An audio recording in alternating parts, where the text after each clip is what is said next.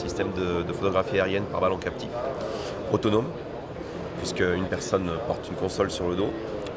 À cette console est rattaché le ballon par 2 câbles. Sous le ballon, une nacelle dont on contrôle les mouvements depuis la console. Un écran nous donne ce que voit l'appareil photo et nous permet donc de cadrer au mieux. On peut travailler jusqu'à 150 mètres, mais on peut travailler à partir de 5 mètres.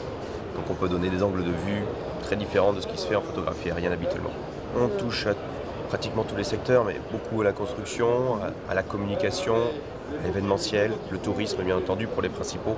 Je dirais qu'après, tout ce qui est lié à la communication au sens très large du terme.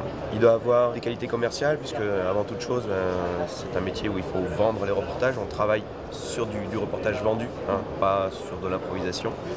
Donc un bon feedback commercial.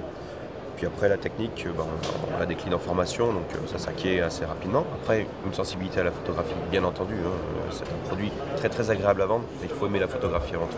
On a souvent des gens qui ont une quarantaine d'années ou 40-45 ans, qui ont eu un passé soit dans le commerce à haut niveau, cadre, soit de toute façon dans des postes à responsabilité généralement, et qui souhaitent se lancer eux-mêmes en autonome et donc qui sont intéressés par ce produit original.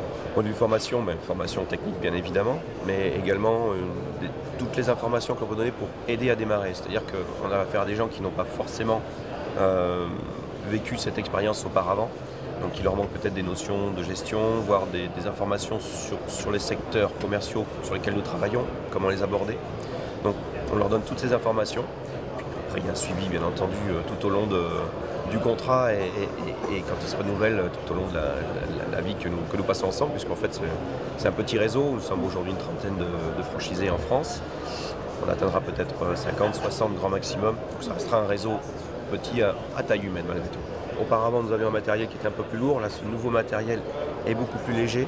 Et on a la chance, l'honneur et l'avantage d'avoir une première franchisée féminine dans le réseau qui vient de rentrer.